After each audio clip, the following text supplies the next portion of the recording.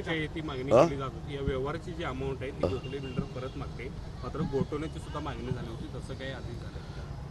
माझ्या माहितीप्रमाणे धर्मादाय आयुक्तांच्याकडे जी सुनावणी झाली त्यावेळी पुन्हा ज्यावेळी पुनर्विचार याचिका धर्मादाय आयुक्ताकडे गेली त्यावेळी धर्मादाय आयुक्तांच्या लक्षात आलं की जमीन विक्रीच्या परवानगी मागत असताना आपल्यासमोर पूर्ण माहिती आलेली नाही आणि म्हणून परत त्यांनी सहाय्यक धर्माधिकारी आयुक्त धर्मादाय आयुक्त पुणे यांना आदेश दिला की प्रत्यक्षात तिथं मंदिर आहे का बघा, ट्रस्टीचं बॅलन्स शीट तपासा, खरोखरच ही संस्था आर्थिक डबघाईला आली होती का, यांच्यावर जमीन विकायची वेळ आली होती काय हे बघा आणि मग पुढचा निर्णय मी देईन आणि त्याची सुनावणी उद्याच आहे.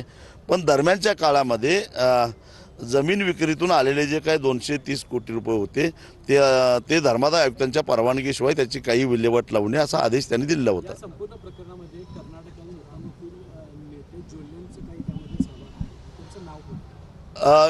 ही जी HNDची ट्रस्टची जमीन जी आहे 3.5 एकर त्याच्यावर बिरेशर क्रेडिट कोऑपरेटिव्ह सोसायटी जी आहे चिकोडीची त्या सोसायटीनं 50 कोटी रुपयाचं तारण कर्ज दिलेलं होतं आणि बुलढाणा अर्बन क्रेडिट कोऑपरेटिव्ह सोसायटीनं 20 कोटी रुपयाचं तारण कर्ज दिलेलं होतं. त्या संदर्भात आम्ही आक्षेप घेतला. या दोन्ही संस्था चालकांशी संपर्क साधला आणि त्यांना इशारा दिला की देवाला घाण ठेवून तुम्ही जर कर्ज देणार असाल तर तुमच्याकडे बघून घ्यावं लागेल असं म्हटल्यानंतर दोघं वेळीच सावध झाले आणि दोघांनी मॉर्गेज रद्द केलं.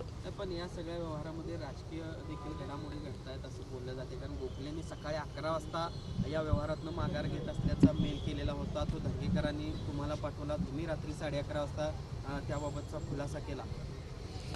कदाचित असू शकतं, कारण मी काल दिवसभर पुण्यातच होतो. मला सुद्धा रात्री 10:30 वाजता मुरलीधर मोहोळनी ते पत्र पाठवलं, त्या पत्राचं स्क्रीनशॉट पाठवलं.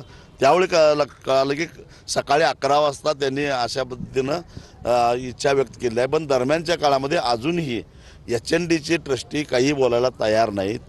ते जोपर्यंत म्हणणार नाहीत की हा व्यवहार आम्ही रद्द करणार आहोत, अर्थात ते जर व्यवहार रद्द होणार नसेल तर आज देशभरामध्ये सगळीकडं निदर्शनं ही होणार आहेतच. आत्ताच माझ्याकडे बातमी आली की संभाजीनगरमध्ये फार मोठा मोर्चा निघालेला आहे. असं देशभर सगळीकडं मोर्चे निदर्शनं ही होणारच.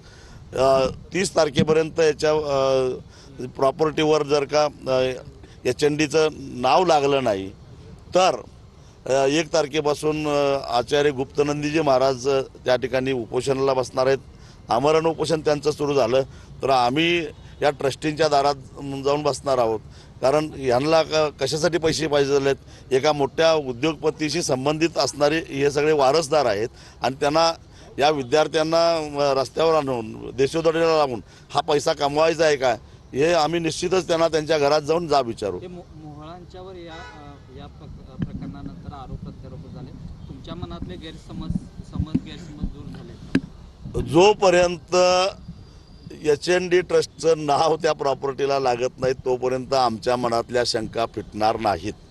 हे काय सगळं दिसतंय तेवढं सरळ नाही आहे. काल जी काय बैठक झाली त्यामध्ये या देखील चर्चा झाली की वारंवार नांदणी मठाचा विषय असेल, जैन मंदिर पाडल्याचा विषय असेल, कुठेतरी समाजाला टार्गेट केलं जाते आणि या संदर्भात पंतप्रधानांची भेट व्हावी किंवा त्या संदर्भात काही चर्चा कालच्या नंतर काही झाली? देशभरातल्या जैन समाजामध्ये काम करणाऱ्या वेगवेगळ्या संस्था आणि संघटनांचे 86 संघटनांचे आणि संस्थांचे प्रतिनिधी काल उपस्थित होते आणि त्याची एक व्यापक चर्चा झाली. काही गुजरातमध्ये जे तीर्थक्षेत्र आहे त्या तीर्थक्षेत्राचा विषय आहे. शिखरजी तीर्थक्षेत्राचा विषय, गिरनार हे गुजरातमधलं तीर्थक्षेत्र आहे, शिखरजी हे झारखंडमधलं तीर्थक्षेत्र आहे. त्याचबरोबर विलेपार्लेचं मंदिर असेल, नांदणी मठ असेल किंवा आता HND बोर्डिंग असेल, अशा पद्धती